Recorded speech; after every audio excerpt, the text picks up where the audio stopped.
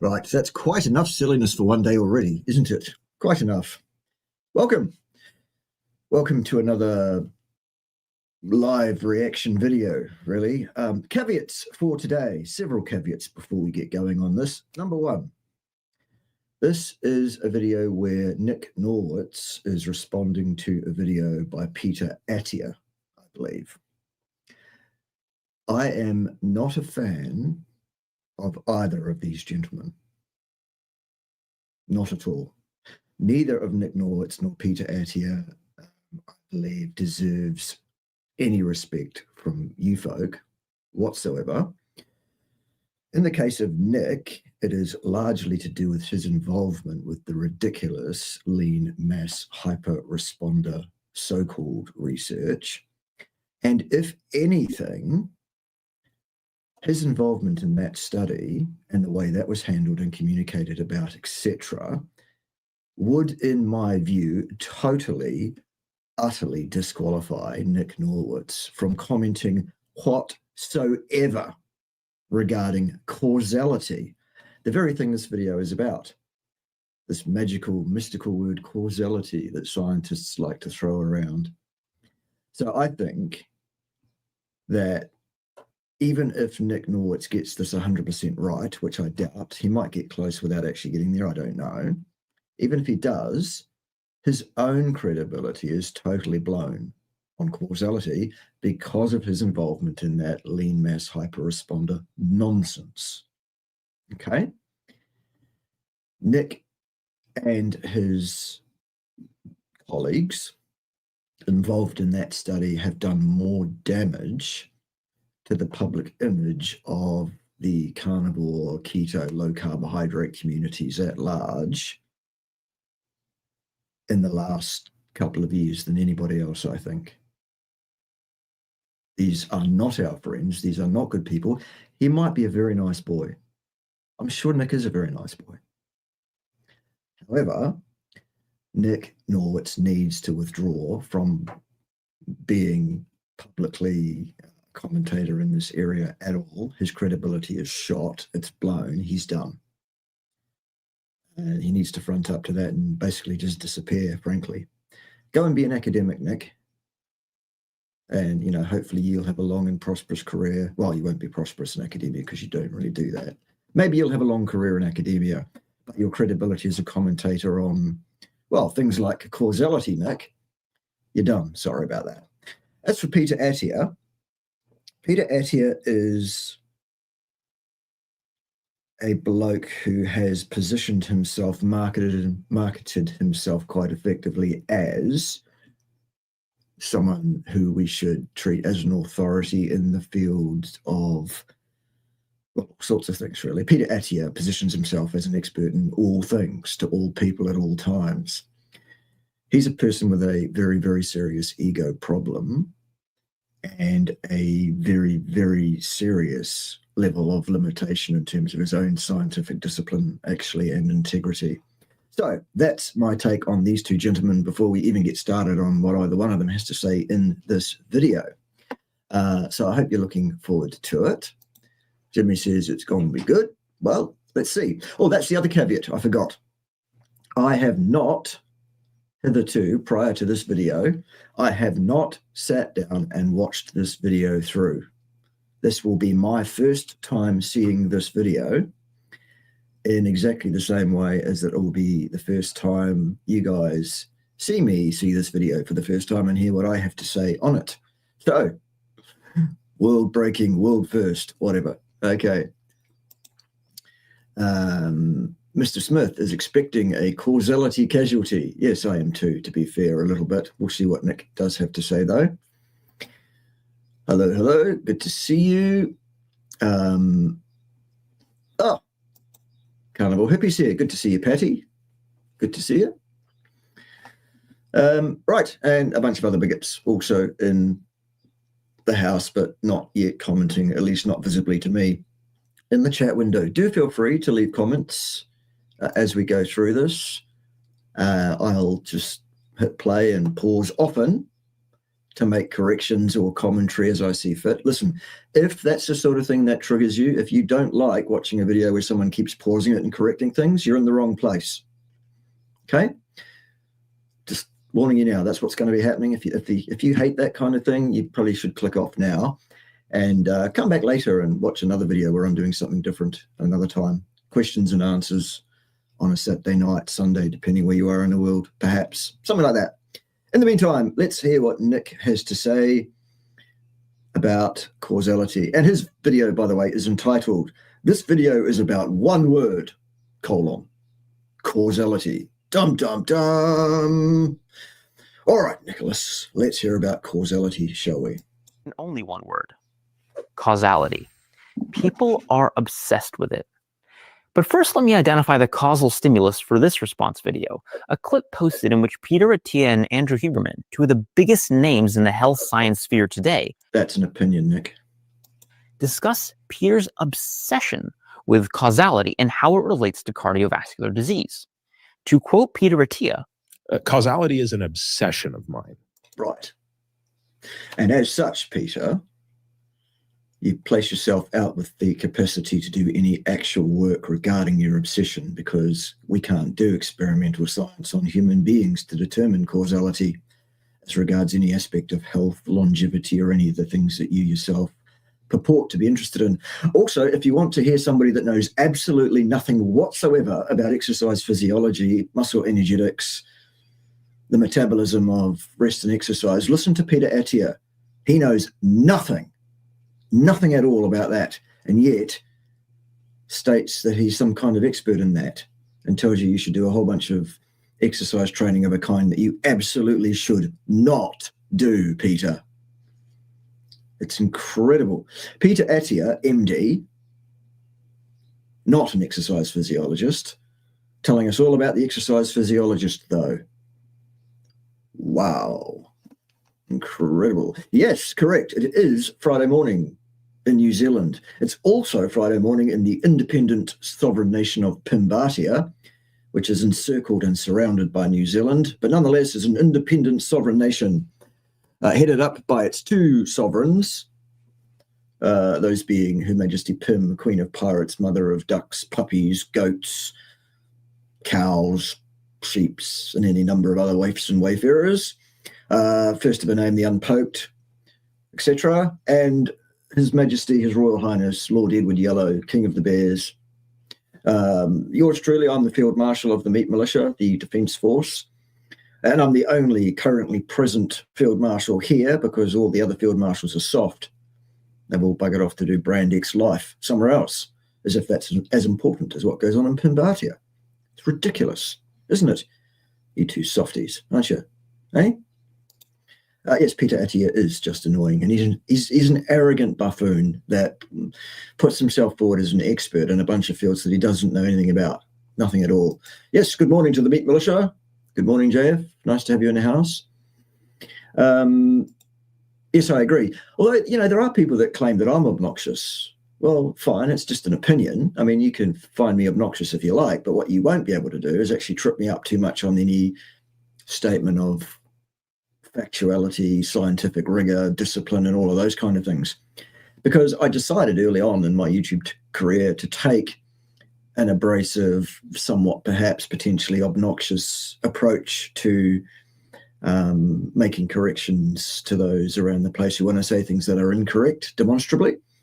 So as such, I had to make damn sure that everything I had to say was absolutely unassailable before I said it.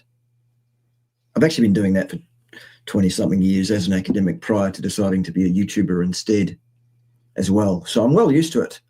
So if you find me obnoxious, I really couldn't care less, actually. I'm just here to tell you the facts, to do the education. It's amusing for a number of you, and that's great. I'm also here to entertain as well as to educate by subterfuge before you realize I've done it.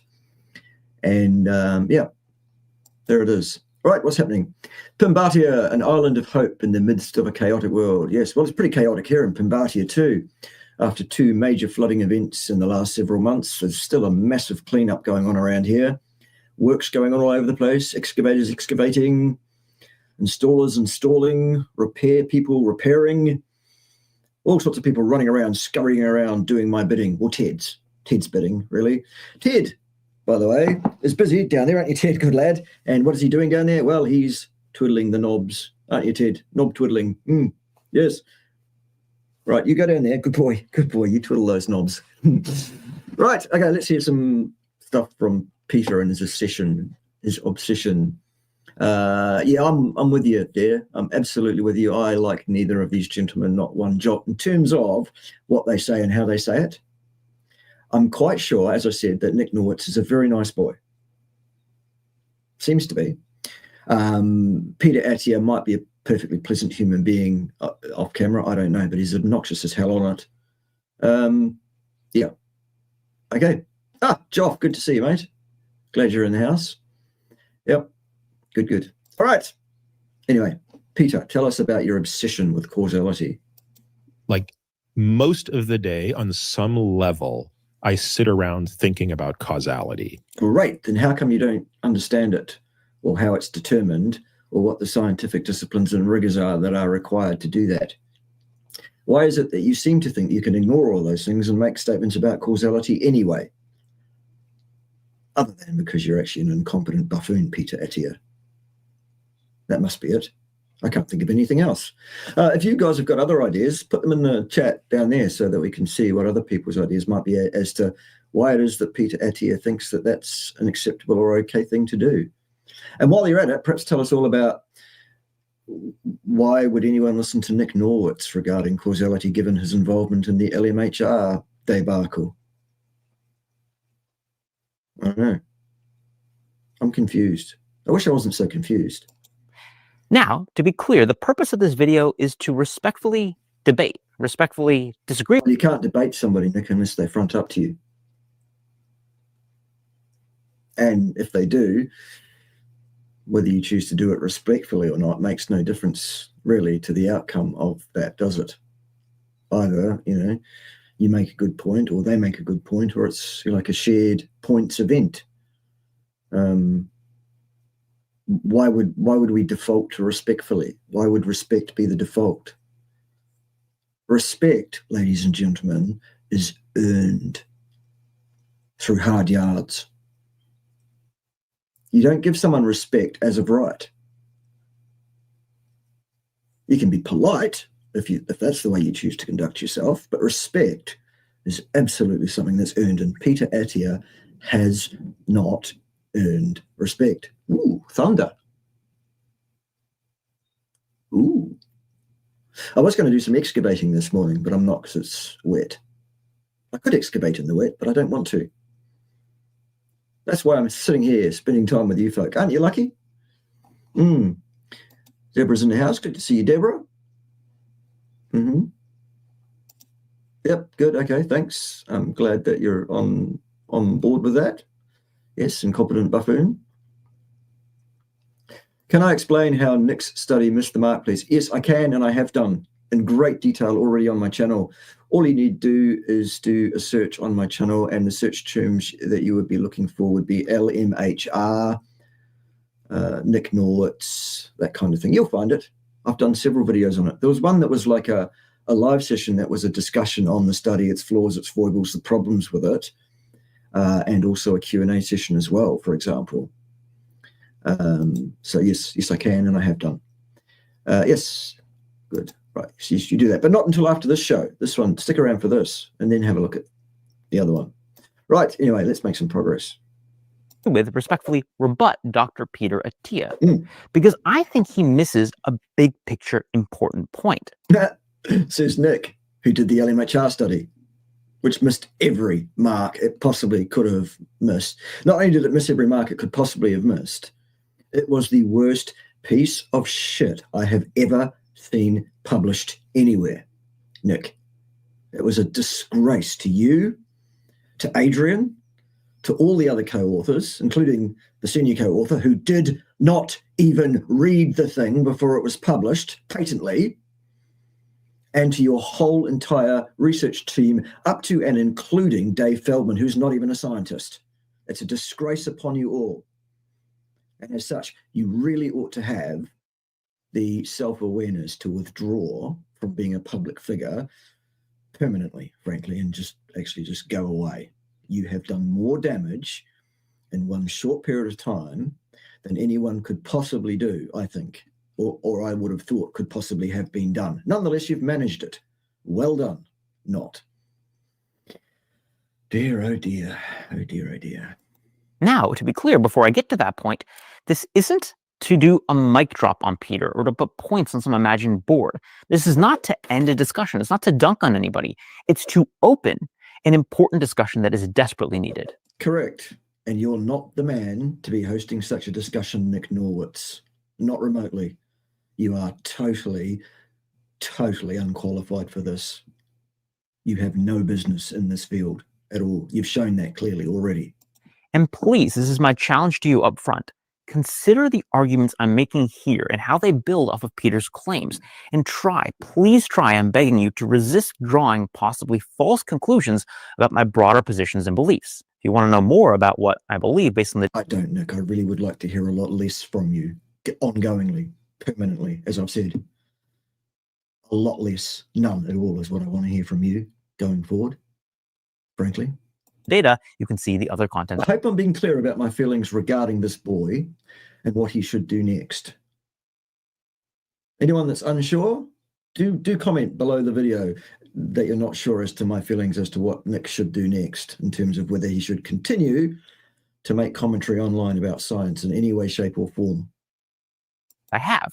Focus here on the arguments I'm making and try to avoid drawing false conclusions about those I'm not. Anyway, the first 3 minutes of the clip between Andrew and Peter are devoted. Yeah, Huberman's another one, actually, that drives me up the wall.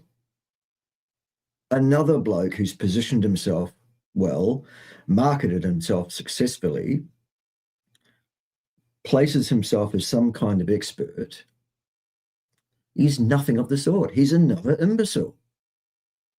When you get down to the nuts and bolts, the nitty-gritty, where the rubber meets the road, the scientific comprehension, capacity, and discipline of these gentlemen at large. It's just stunning. Absolutely stunning. You're talking about lung cancer, actually, where Peter uses the Socratic method on Andrew to examine the causal relationship between smoking and lung cancer. But none has been established. There is a strong inference, a very, very strong inference that exists, but there is no established cause and effect relationship as per the scientific definition of what that is. Simple. Let's make this very clear. In saying that no cause and effect relationship as per the scientific discipline for this has been established is not the same thing as saying it doesn't cause it. Those two are two different statements, aren't they? There is no proof that this is so is not the same as this is not so, is it?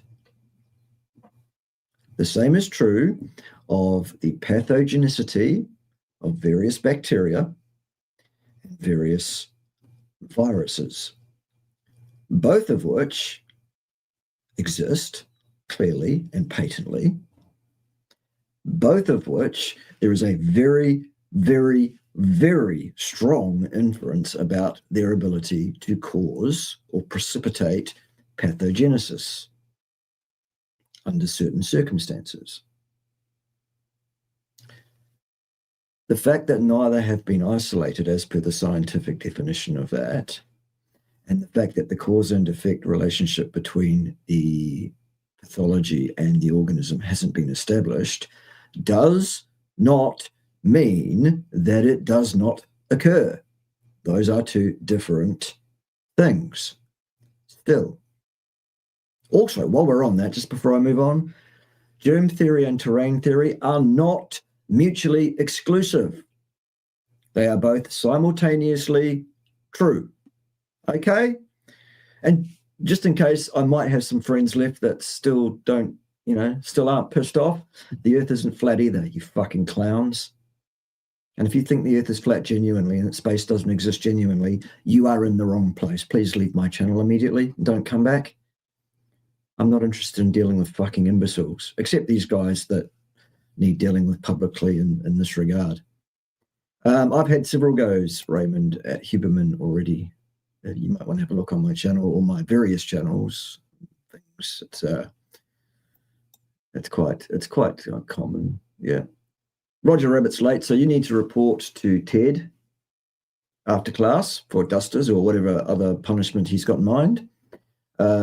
Yes, lateness. Goodness gracious. The problem with most health influencers is that they believe everything any guest tells them. Well, not necessarily. Sometimes they just don't argue with that person to their face at that time. Good example is my good friend Richard Smith, who sat through a relatively long discussion with one James de Nicol Antonio, who is an imbecile, and another boy with a very serious ego problem, who said a bunch of stuff which was demonstrably incorrect, incompetent, and stupid in the extreme. And he sat there and nodded and because that was the role he was playing, and didn't want to be the confrontational, didn't want to have that argument. I do, James. Funnily enough, you don't want to have it with me. I wonder why that is. Because if you were right, it wouldn't matter who I am. You'd still be right, wouldn't you, James? The fact of the matter is that you know you're wrong, and you know that I'm going to show you up very, very badly as such. That's why you won't front up for that, coward. Right. Let's deal with these two gentlemen, though, today. Or these three, really, because Huberman's in the same boat. Would you agree that smoking is causally related to lung cancer? So that's an invitation to give an opinion. So if you ask me that question, I would say, yes, I believe that it is. That is my opinion. The reason I believe that is because the inference that exists is very, very strong. It's pretty straightforward, really, isn't it? It's not even hard to understand that. Cool. If you say to me, if the question you couch to me is, does smoking cause lung cancer? Then my answer is different. My answer is, well, I believe it probably does. However, science has been unable to establish that as a fact and as a posit. Ergo, I would have to say that while it's possible, and the inference is very, very strong, in fact, that the causal statement is too strong. It lacks scientific discipline because the underpinnings are not there. Sorry. I hope that's clear. Yes. So just to be clear, Andrew, you do not think that it's just an association that smokers get more. So what Peter is now doing is suggesting that anything that's associated with anything else is just an association. Well, that's ridiculous. Associations come in all sorts of degrees of strength of association, and also association may or may not be a causal artifact. And the strength of the association is not the thing that determines whether there is a causal evidence base or whether there isn't. Yes. For lung cancer. No, I do not. In other words, you believe that smoking causes lung cancer. That's what he just said. You've already asked that question. He gave the answer. The answer was yes, he believes that. I agree with him on that. I think it's very, very likely. I think it's unbelievably unlikely that there is absolutely no causal association between smoking tobacco and lung cancer if you smoke enough tobacco or a long enough period of time. I think it's incredibly likely. It's much, much more likely that lung cancer will occur in that situation. That's a belief structure, though. That's not a scientifically established posit. Okay? I hope this is going up some flagpoles. Attention video creators. Let's have some ads. Go to Artlist and start generating cinematic videos now with Field3. So, Yes. Peter, The reason we're having ads, by the way, is not because I can't afford to have an ad blocker. This is, I will not pay them for that. Thank you very much for the $10. Support the channel. Yes, please do support the channel. That's the thing that keeps everything rolling here. Is actually there's two things. There's money and there's physical assistance. You can actually come here physically to Pimbatia, so long as you're not some kind of person that we wouldn't want to have here. You can help us. We'll put you up. It'll be kind of like a holiday, a working holiday if you like, although you won't be employed. The other thing you can do is share links out to my videos, mention that I exist, because YouTube won't promote me. So help would be good. Appreciate that very much. All right, what's next? So we've established that Peter Attia and Andrew Huberman both quite sensibly believe that there is a very good likelihood that smoking tobacco is very definitely something that can absolutely contribute to the development of lung cancer potentially.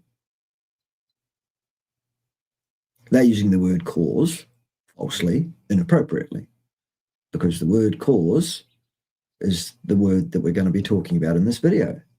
It's a word that has a very defined, very clear meaning in science. And if you don't have cause and effect data, you should not use the term cause. You should use the term association, and you should qualify that association. You should give us a value of the strength of association. For example, the association between the development of lung cancer and smoking of cigarettes is that there is an 18,500% relative increase in the incidence of lung cancer per pack year of smoking in a general population compared to their so-called matched pairs. That's pretty strong inference, but it's not a cause and effect experiment. Okay, I hope that's clear to folks. Yes. Put a full stop, period, after the YouTube link, and there will be no ads. That's interesting. I didn't know that. You learn something every day. Wow. Okay. Patty says she seriously doubts Peter is capable of a genuine debate. Yeah, I would doubt it too. I think that guys like Nick and Peter and many of these guys that have had some exposure to academia, actually, I think most of these guys would struggle heartily in an actual debate situation. I really do. Mostly, if no other reason, that there seems to be a generation of folks who have been brought up with the most important thing in their life apparently being not offending anybody. Well, that's just daft. And that, we must give respect to everybody. Why? Respect is earned still. If someone comes online and says some stupid shit, shouldn't someone like me who can point to the stupid shit come online and say, hey, that's some stupid shit you said there? Maybe you should stop saying stupid shit online. No? Okay. Oh, well, my channel's not for everybody. Ultimately lands on the point. If you believe that smoking is causally related to lung cancer, Well, that's a belief. That's an opinion. It's not scientifically established. then smoking cessation reduces the probability of lung cancer. No, see, that's a step too far, Peter Attia. Because if you want to say something reduces the odds of something else occurring, you need the cause and effect inference behind that statement, and it does not exist still. You can say, I believe that it would reduce the likelihood, so long as you clearly disclaim that as your belief. As soon as you say this is a fact, smoking is a risk factor, that statement is not supported by science. Smoking cessation reduces your risk of disease, while nobody with a sensible, competent sense of the world would say that's false. Anyone with a competent faculty of scientific reasoning and understanding would say, yes, that's a reasonable statement, but it is not a scientifically established fact. Do you see how those two things are different? I hope so. I really do. Yes. That is a logical equivalency. No, that's a logical fallacy, is what that is. That is an error of scientific discipline. That is taking a statement just that one step too far. While we all agree, anyone that's remotely sensible, we will all agree that smoking is not a good idea, and it's likely to contribute to the development of lung cancer at some point, should you smoke enough for long enough. We all agree on that, I'm sure. But as soon as you say this is a fact, this is a scientific fact, you have stepped over the mark, because that does not exist in terms of the evidence. Okay? I hope this is clear. Can be no debate about that. That sounds reasonable. No, it doesn't. Well, it was up until he said there can be no debate. Yes, there can be a debate. There can be a debate about anything. Whether you choose to have that debate, James DiNicolino ideas or not, is another matter, isn't it? James DiNicolino nuts. But a debate can happen any day of the week and twice on Sundays, actually, about whether, I don't know, let's pick something crazy like if you eat a bunch of meat and organs and fat and nothing else, your bones will dissolve. That'd be a good debate topic, wouldn't it? I'm happy to debate that with James DiNicolino nuts. Who'd like to see that? I would. He wouldn't, though, because I think he knows how that goes. So far, I'm on board, aren't you? But then Peter pivots, replacing smoking with ApoB and lung cancer with atherosclerosis, cardiovascular disease. He states, there is no ambiguity that ApoB is causally related to atherosclerosis. That's absolutely false, Peter Attia. That is 180 degrees out of phase with the scientific reality in which we find ourselves, the disciplines of science, the evidence that we have to hand and don't. Peter Attia's statement there is totally unacceptable. And frankly, that's all you need to know about Peter Attia and his competence. Anyone who would say that might as well write, I am a dunce and I do not understand science, across their forehead in the form of a tattoo. You are an imbecile, Peter Attia. We are done. You've just completely, absolutely eroded your scientific credibility to minus several billion out of 10. You fucking idiot. Right there. There it is. Wow. Peter even goes so far as to argue that not treating elevated ApoB and elevated LDL cholesterol. There's no such thing as LDL cholesterol, Nick Norwitz. And elevated is a value judgment statement. Even if a person's overall major adverse cardiovascular event score, risk.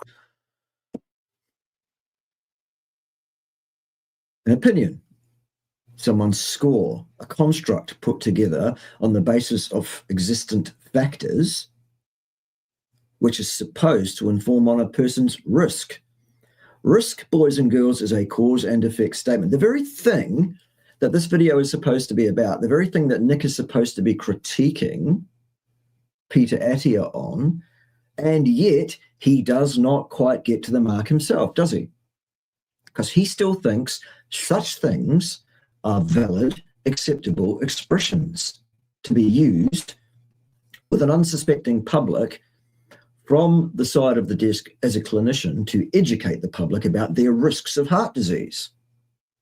No, Nick, all of this, the lipid theology, all of this is totally, utterly unacceptable. None of it is based in science. None of it is underpinned by cause and effect inference. All of this is a theological claptrap. And it seems, Nick, that you don't even understand that LDL is not cholesterol and that cholesterol is not LDL, which is stunning considering you have a medical degree. Isn't it, kiddies? Rightio. Super chat action. We love it. Are the terms associations and inferences interchangeable scientifically? Yeah, an association is an inference. And it's also a gauge, if you like, an actual measurement of the association between factor X and factor Y, with the caveat that that only holds true if the association reported is in fact the association which was observed. Look for the word adjusted, or adjustments were made, or multivariate regression was used too. As soon as you see any of those terms in a paper, you know that what they are reporting is a fantasy. It's an association that was made up. You see, scientists report what was observed, what was actually observed, not that which they suspect might have been, observed had they bothered to exert the controls that they needed to exert in order to do some science. But instead of doing some science, let's just do some claptrap, collect some data on an association between X and Y, and then report something other than what we saw anyway, on the basis of some guesswork around what we might have seen. I kid you not, that's what's being done and passed off as if it's science. It's incredible, by which I mean completely lacking in any form of credibility whatsoever. Thank you for the question and the $4.99. Appreciate those. So yes and no. Yes, they're interchangeable, and no, they're not. Good. Yes. Score is low is Just as idiotic as the analogy I used around smoking. If a risk is causal and it Well, show me some evidence that it is Peter Attia. It does not exist. Guess which one of us is the one that's an idiot, saying things that are idiotic. Okay? It's you, Peter Attia. You're an idiot.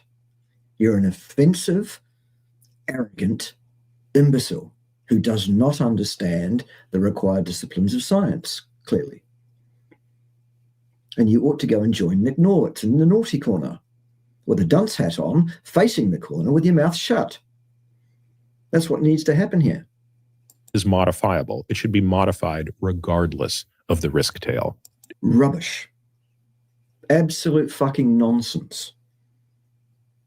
Totally unacceptable theological nonsense from a turd. In duration. I hope I'm being clear about my feelings about this boy. And here is where I think Peter is wrong. Dum, dum, dum. Coming from a boy who was involved in that LMHR nonsense, whose credibility, therefore, is sub-zero, Nicholas. You ought to be in this corner with Peter, as I said, facing the wall with the dunce hat on, remaining silent for the rest of class, meaning the rest of time. Okay? You're done here, Nick, as well. Deal with it. Because causality is not the same as importance. Again, here's the point I want you to walk away with. Causality is not the logical equivalent of importance. Who said it was? When did the word importance come into this? Fuck me. What are we dealing with here, boys and girls? Nor does the presence of a causal stimulus necessitate an intervention. So let's broaden, let's illustrate this point. Let's return to Peter's analogy. If you believe X is causally related to Y, then X cessation reduces the probability of Y. You see how utterly ridiculous that is? Just because I believe something is associated causally to something else, that does not make it so.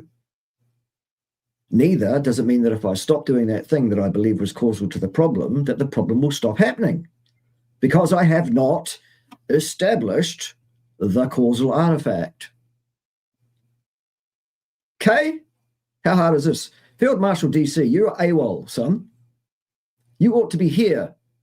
There's work to do. A lot of it, still. Oh, I have to go and have a life and stuff. Stop. I'm getting a bit. Love you. Tell yes, we'd love to see you again very soon, Field Marshal DC. Now let's swap smoking and lung cancer for oxygen and fire. If you believe oxygen is causally related to fire... Well, it is, though. That's the difference. In this case, it fucking is. Without oxygen, you cannot have fire. Remove the oxygen, the fire will stop. That is an established relationship, experimentally proven to be causal, time and time again, reproducibly, predictably, absolutely, and without any question. That's got nothing to do with whether smoking causes lung cancer or whether ApoB causes heart disease. They are not the same thing. They do not enjoy the same level of surety, evidence, experience, experimental underpinning, all of that. Is this hard to understand? Is it? Am I the only one in the world that gets this? Then oxygen cessation or depletion reduces the probability of a fire. It's technically true. It's not technically true. It's absolutely true. Remove oxygen, the fire will cease. You cannot have a fire without oxygen, heat, and a fuel source. Remove any one of those three, it stops. Ask any firefighter. They're not just guessing, Nick. This is not just an inference that they've made. They've actually tested it, the scientists, with actual experiments. That's the difference between that and anything related to hard health outcomes in human beings. You see how different that is? Scientific discipline versus inference, theology, and belief structures. Goody. But does that mean I should deplete my environment of oxygen to prevent spontaneous combustion? Well, that's just ridiculous. Nobody's inferring you should do that. For God's sake, Nicholas. What the hell point are you trying to make here, son? Peter knows, but underemphasizes, is that causality does not imply sufficiency. And often, targeting a causal factor has consequences far beyond reducing the risk of the primary undesired outcome, in this case, heart attacks and atherosclerosis. So now Nick is inferring and implying that he's accepting the causal nature of this mythical thing, LDL cholesterol, or ApoB, which is the protein that determines that an LDL is an LDL. But what he's saying is just because it's there and just because it's causal doesn't mean it will cause. Well, Nick, that's what fucking causal means. It means will cause. God's sake, son. Why is everybody so fucking stupid?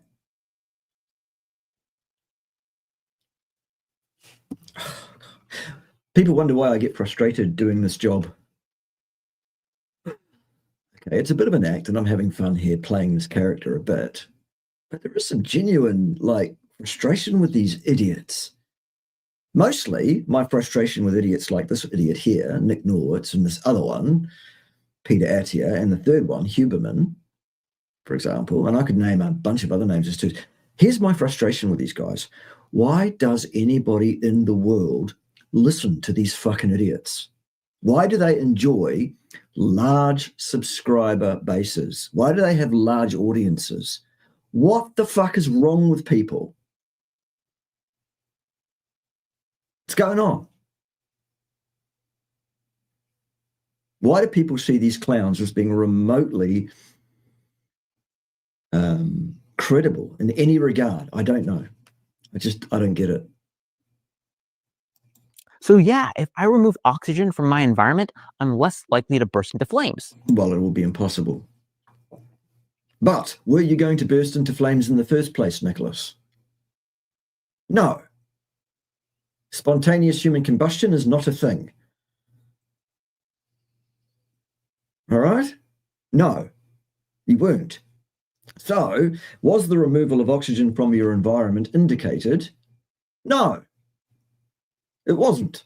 I think that's the point you're probably trying to make here, but the manner in which you're making it is just ludicrous. But I'll also suffocate, which is not good. So returning to high cholesterol, high LDL, and ApoB. High according to whom, on the basis of what? And should we hear out this AI-generated purple llama? I don't think so. Similar logic applies. Yes, ApoB is causal for atherosclerosis. No, it fucking isn't, Nick. That was a cause and effect statement which does not enjoy any cause and effect scientific inference underpinning it. You've just given us your opinion. It's an opinion that's shared by others too. You're not the only one that holds that opinion. Nonetheless, every single one of you clowns who holds that opinion is wrong. It's ridiculous. The whole concept is ridiculous. No, it isn't. Peter and I actually agree on this point. Right, well, that's why both of you should sit down and shut the fuck up permanently until you can understand science, discipline, and effective communication in the science. Utterly ridiculous, Nicholas Norwitz. You might not, but I think you should. But that does not mean ApoB is sufficient to drive atherosclerosis, nor that all elevated ApoB warrants. Oh, God. Seriously, son. This is not an area that you enjoy any expertise in whatsoever, Nicholas. As such, you should remain silent. An intervention. There is no ambiguity, to quote Peter, that some people live long, healthy lives with high ApoB or LDL. I actually have a High according to whom, on the basis of what? family member in my immediate family in their 60s with lifelong high ApoB and high LDL. 60s? See, Nicholas is such a young boy that he thinks 60 is an advanced age. It'll sneak up upon you before you realize, Nick, you'll be, well, if you live that long, you'll be 60 in a flash before you understand what's even happened. That's not old. The genetic potential of a human being, if we just get out of our own stupid way and live a fairly blameless life in terms of our health prospects, 120 to 150 is how long we're genetically programmed to last. Okay? You're still a kid at 60, basically. As high as 400 milligrams per deciliter for LDL and 0 plaque on coronary CT angiography. Yeah, so what? Interesting. That's their N equals 1. And There is no ambiguity. that ApoB lowering therapies, they do carry risk. Take statins, the workhorse of the cholesterol lowering, lipid lowering world. Right, so completely contraindicated metabolic poisons that nobody should ever touch with a barge pole, ever. Done. They can increase blood sugar, HbA1c, cause, and I use that word intentionally, No, these are associations once again, Nicholas. Association and cause and effect are not interchangeable terms still. If people don't fully understand my frustration here, if you don't get it, here is a boy, Nicholas Norwitz, critiquing an absolute fucking imbecile, Peter Attia, on his misuse of the term cause and effect, or the terms cause and effect, and in the same video himself turning around and committing the exact same error himself. Right here.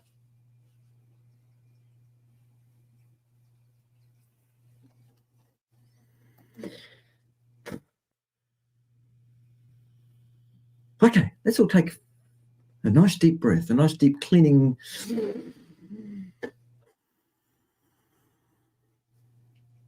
Right, okay. Nicholas, carry on. Tell us all about the causality, though. insulin resistance, reduce, deplete GLP-1 hormone levels, and impair mitochondrial function, even in asymptomatic patients and even at nanomolar concentrations. What you mean is that all of those side effects are associated with the taking of the statin medication.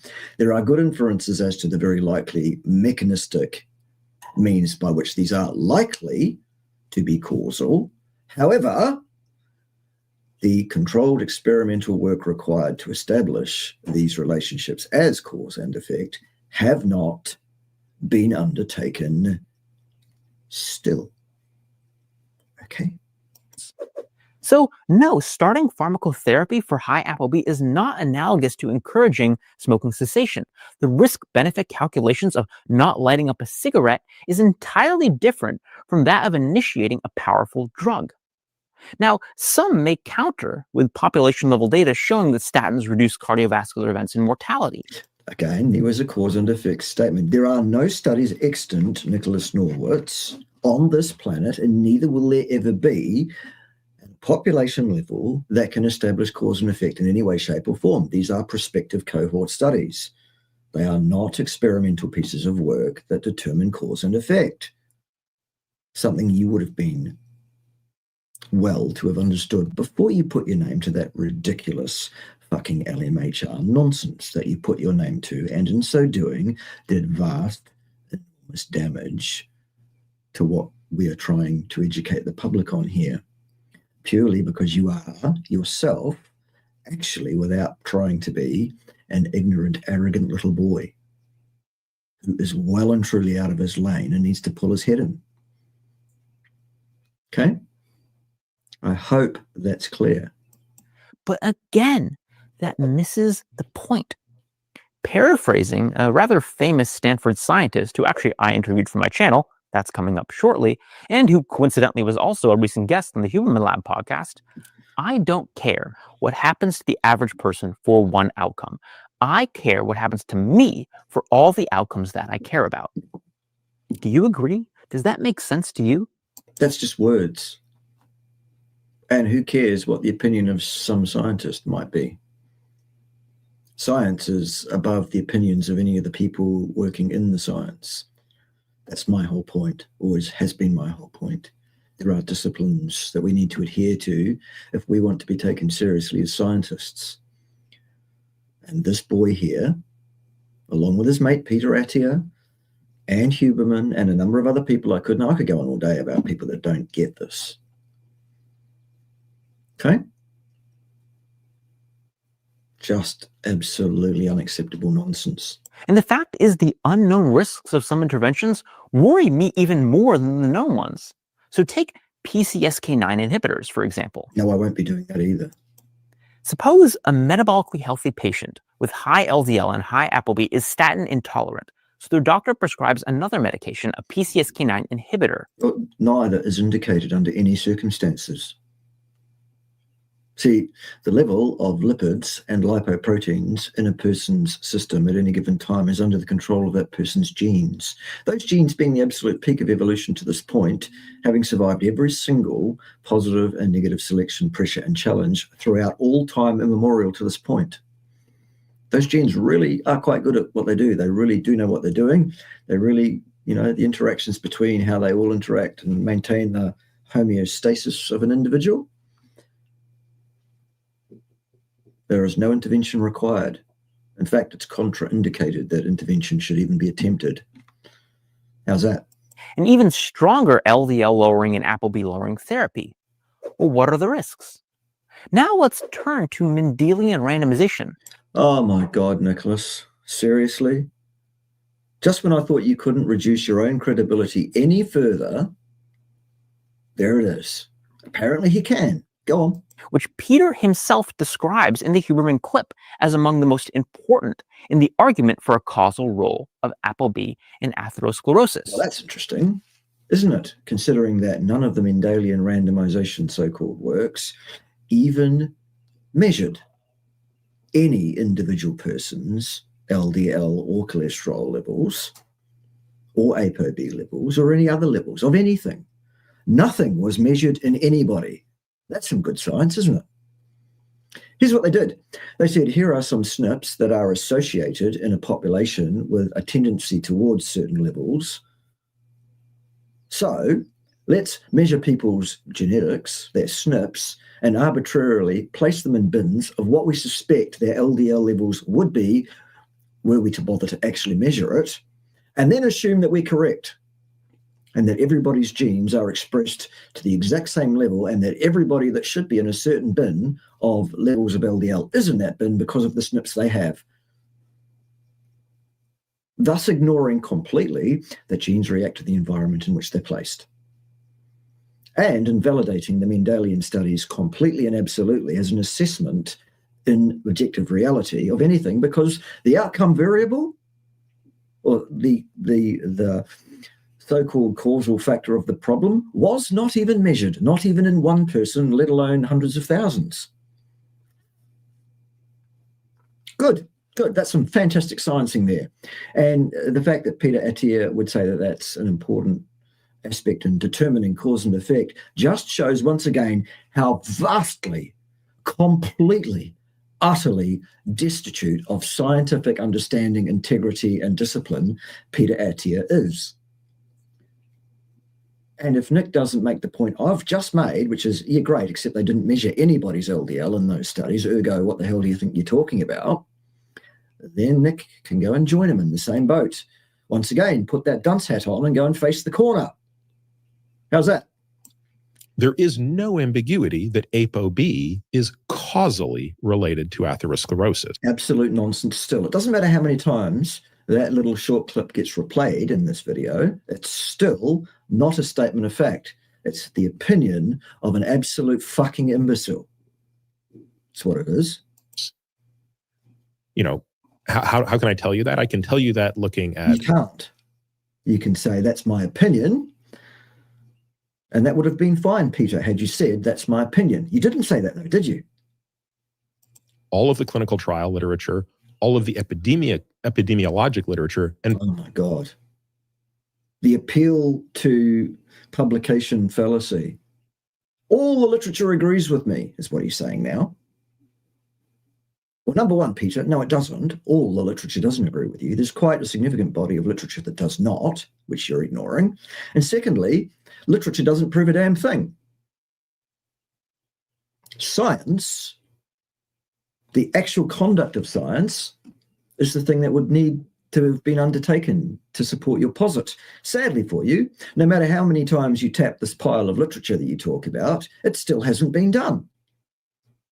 Still. Love it, Peter Destitutia. Love it. Yeah. Yes, indeed, everyone is intolerant to dangerous contraindicated metabolic poisons. Yeah. Love it. Oh, you're very welcome. That's my, I wouldn't say pleasure, because it actually is a bit taxing to do, really. And it's always tough to know exactly to what level of hamming up this act of being, because, as I've said repeatedly, it is a bit of an act, and I never know quite how far to take it. But I really would like people to take me on board in terms of what I'm saying. Never mind how I'm saying it. Understand what I have said, and you'll be on board with me. You'll be just as frustrated as I am. This is absolutely, completely ridiculous, isn't it? perhaps even most importantly, the Mendelian randomizations. Can you please just hear me out? No, all work management platforms are the same. Monday.com is the one you'll actually love. One Mendelian randomization, I'm showing the graph now from the study, shows that reduced PCSK9 activity, which lowers LDL and ApoB, is linked with fewer cardiovascular events. It's true. So, in that group of people, followed for that period of time, and I would also need to know whether or not the outcome statistic there has been adjusted, in which case it's a fabrication and not science anyway. But look at the non-cardiovascular side of the equation. Gosh, side effects. Lowering PCSK9 activity is also associated with a 2.43-fold risk of Alzheimer's. Not risk, Nicholas, not risk at all. Risk is a cause and effect statement. Still, you're talking about incidence, and you're only talking about incidence if, in fact, that 2.43 with a 95% confidence interval range of 1.93 to 3.06 is, in fact, what they observed. Or, if it's, of course, adjusted, then it's just complete fabrication. It's just nonsense. It's nothing to do with reality. Which is it, Nick? Certainly isn't anything to do with risk, which is a cause and effect statement, because there's no experiment here. Still. Disease. Now, whether or not Mendelian randomization deserves its elevated status as the gold standard in determining causality There's no question there, Nicholas. It does not. It's nonsense. It's absolute nonsense. And anyone with a remotely competent faculty of scientific understanding would be on board with me in that and would agree with me completely. Let's make statements about the cause and effect relationship between variable X and variable Y under the understanding in the Mendelian studies that we have not fucking measured it in anybody. And that's the gold standard of science, is it, Nick? Anybody wonder why I got out of the sciences and got into being educating people about how bad the science is? Anyway, I'll get to your comments a bit more when I'm finished with this. We're nearly through, and then we can share some commentary time a little bit. Right, so let's get through this. Debatable. But if we take Peter's standard at face value, then these data would imply that ApoB lowering via PCSK9 inhibition actually causes increases in Alzheimer's disease. So I would... Okay, well, it doesn't, because, well, there's no evidence that it does, is the correct statement. There is no value in this pontification regarding the numbers provided by these ridiculous pseudoscientific claptrap publications whose sole purpose, in fact, is to feather the nest of the people who write them.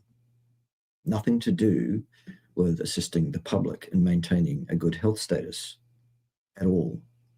turn to my main point. Causality is not equal to importance, nor does causality necessitate treatment. Now say it with me so you get the point. Causality is not equal to importance. Again, who said importance? What the hell are you talking about, Nicholas?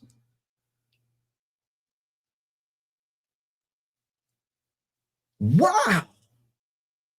Causality is not equal to importance. Causality is not equal to importance. So you say the same stupid thing 3 times that has no bearing or relevance to anything anybody said, and that makes you a clever young man, does it? Fuck me sideways. And again, this isn't meant to be the end of a conversation. It is an invitation to a conversation, to people. Look, here's an invitation to anybody that wants to come and discuss science with me. Anybody at all. Twice on Sundays. You will find me unassailable in aspects of science, discipline, and how we should accurately communicate to the public about what science can and cannot inform us upon. That's probably why nobody wants to do it. It's nothing to do with the fact that I'm abrasive and will probably be rude to people who are stupid. Stupid people deserve it. Let's be honest. It's not their fault they're stupid, but it is their fault that they don't see that they're stupid and should therefore keep their fucking mouth shut publicly about stuff they don't fucking understand. How does that go up your flagpoles, kiddies? How's that? Peter, and to all of you. In fact, many of you have already provided input to this commentary on other platforms, including on my newsletter and on X, formerly Twitter. And I thank you for it. What's clear to me is people want more nuance and less keep it simple stupid. Because honestly, you don't need to understand the intricacies of Mendelian randomization or the pathophysiology. Oh my God, are you fucking serious, Nicholas? Yes, you fucking do need to understand how poor this nonsense is. That's the whole point. Here is a whole branch of so-called science making claims about cause and effect and its own importance in informing cause and effect with regard to a variable which they do not measure. Hello? Yes, you need to understand that. Wow. The stupidity drips from every pore. Of atherosclerosis to be able to sense when you're being patronized too. Good. That is not a cut at Peter, but a broad commentary on why dogmatic statements like lower LDL and ApoB is better create such an uproar, and a justified one if I do say so myself. And the last thing I'll say is that I wish it was, Nick, the last thing that you had to say. I really do. I really think you should actually embrace that fully, permanently. You are not a competent commentator. neither are you a competent scientist, you're done. Your credibility is in the toilet, sunshine. In the spirit of preventative care, I think it would be wiser to have this discussion sooner rather than later. Because just like a nasty atherosclerotic plaque in a person with obesity, double diabetes, and metabolic syndrome, I'm not going anywhere, and I intend to grow Oh, God, that's a shame. quickly and make some trouble if I need to. Now, Well, you've already made quite a bit of trouble for your own credibility and that of the whole area of low carb, keto, and carnivore. You've already caused quite a lot of trouble, Nick, via incompetence, pseudoscientific behavior, crackpottery, and basically it just boils down to incompetence. You're a very young man without the experience or wisdom to know what you should do and how you should do it. And as such, you should have had the self-awareness to realize that you were completely out of your depth. Okay? hope you found this reasonable, respectful, if a tad cheeky at the And respectful. Well, Nick, you'd get my respect if you'd ever earned it. You've actually earned my ire. Well and truly, you've earned it. It's a very, very long road back, and I suspect it's one that you shouldn't even attempt to make, as I've said, because the level of damage that you personally have done, completely unacceptable. All right? end, and that you're ready to evolve this conversation with me. Stay I'm not with you, Nicholas. You're done. curious. Thank you for engaging. I'm going to link a lot more information below for those of you who really want the nuance. Thanks. Yeah, but Nick, you're not competent to speak to anybody about the nuance of anything. Right.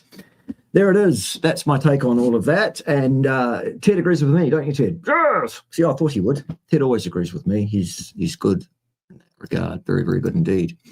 Right. So let's deal with some of the comments that have been coming through that I've not really been paying much attention to. Yeah. Yeah, that's it, DC. The fact of the matter is people who are young, not necessarily too hard to look at, and over and above all else pleasant, respectful and nice, people love that because that's the way society's gone. That's how this generation has been brought up, to the expense and detriment of correctness, information of utility and value to people. Yeah. All right. Question. Did Holvert, Brunik, and Epic Norfolk showed inference that non-deranged lipoprotein is weakly associated to no association to arterial damage and heart cardio events? I believe that study did make some inferences along those lines, yes. Yes. We're all calm. I do ham it up quite a bit with the thing, as I've said. And as I say, it's always a bit of a balancing act. I never know quite how far to take it. But it is all underpinned by a depth of feeling in terms of what I'm saying. When I say I believe Nick Norwitz should withdraw, stop making public videos and remain silent for all time, I genuinely believe that's what he should do. When I say Nick Norwitz has done more damage to this community than he even grasps, I'm saying that because I believe it to be so. And I really think that his lack of self-awareness on that is a real problem, a very, very serious problem. Arrogant buffoons like Peter Attia just need to fuck right off as well, frankly. Anyway, there it is. Yes, careers are much more important than facts, aren't they? Yeah.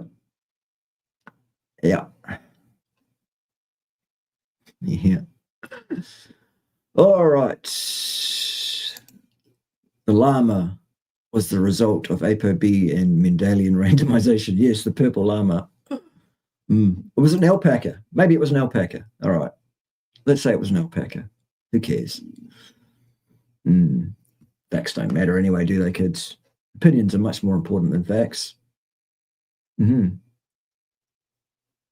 Yes.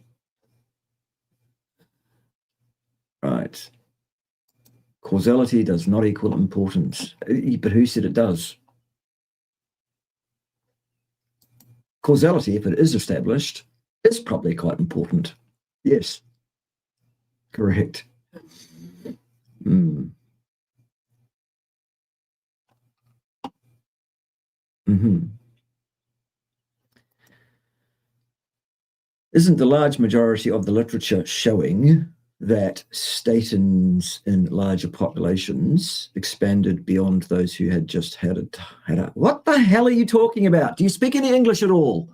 Please, people, for God's sake. Again, I'm kidding a bit. I don't know what the question is here.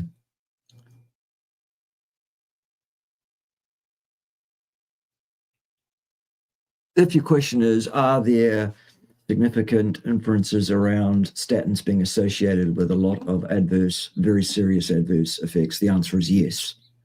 Statins are a contraindicated metabolic poison with no benefits established whatsoever, and a very good inference around a large number of very, very serious and often fatal consequences. Yes.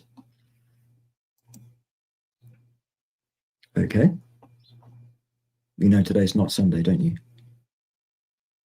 Mm-hmm. What would Nick's redemption story look like? Well, he needs to start by shutting the fuck up permanently, frankly, and spend the rest of his life diligently doing some actual science and decrying pseudoscience.